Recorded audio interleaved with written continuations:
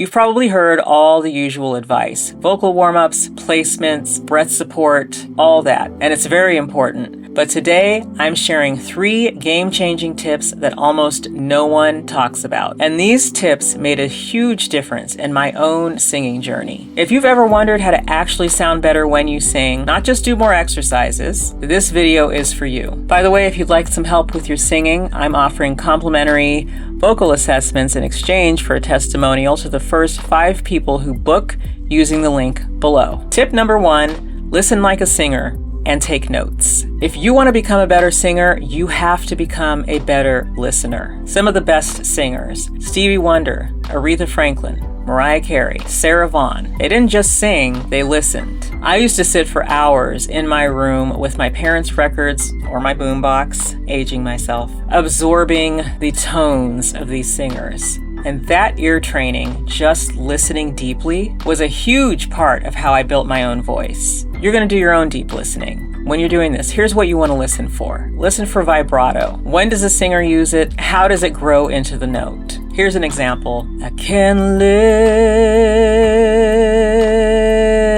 if living is without you. Where and when did my vibrato happen in that line? It was on live and you. And you can rewind it a little bit if you want to listen back and analyze that. You can hear intentional vibrato on the words live and you.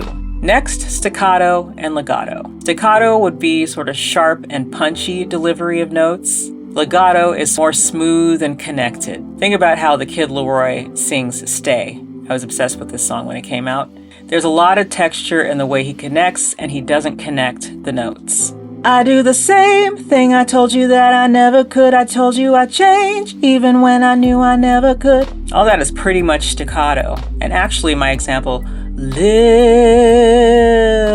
if living is without you. Very legato. Everything's long, everything's connected, it's all very smooth. Kid Laroi is more of a punchy, sharp delivery. You also want to look at how the singer attacks and releases their phrases. So attack and release is basically how we start and end a phrase or a sentence in the song. So how does it start and end? Is it soft, sudden, aggressive?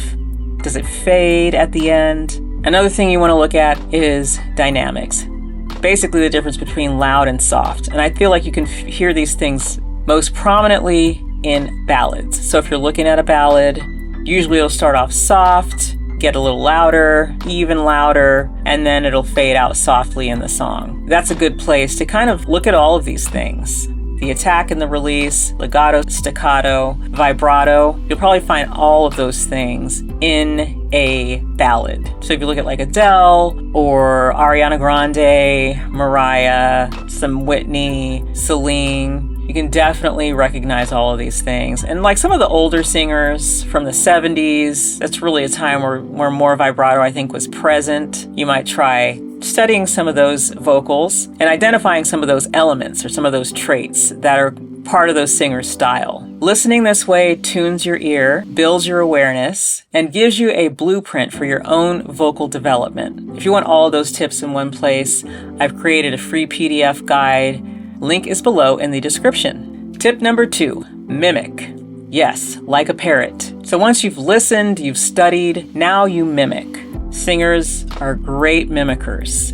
Pull up a karaoke version of the song you studied, and it should be a song that you just absolutely love, and try to match what you heard. Tone, phrasing, vibrato, even the emotion. And it's not about copying permanently, it's about building vocal flexibility and exploring your range of expression. Tip number 3, record yourself and actually listen back.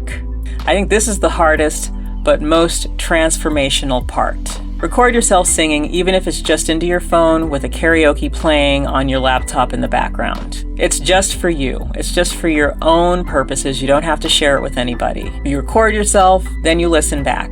And what you listen for, what do you like about your voice? What do you want to improve? What sounds natural to you and what feels forced? Knowing your voice is everything. You're building objectivity, confidence, and muscle memory. A pro tip, try harmonizing with yourself. When I started, I recorded every background vocal line I could hear. That's how I learned to harmonize before I ever even joined a choir. By the way, choir helps you learn to harmonize as well. Harmonizing is a whole other skill set. If you'd like a video on that, let me know. So remember, listen, mimic, record. Let me know in the comments what tip resonated with you or what you're working on in your singing journey. Again, I've included all these tips in a PDF guide available for download in the description, so have fun with that. Thanks for watching, and I'll see you in the next one.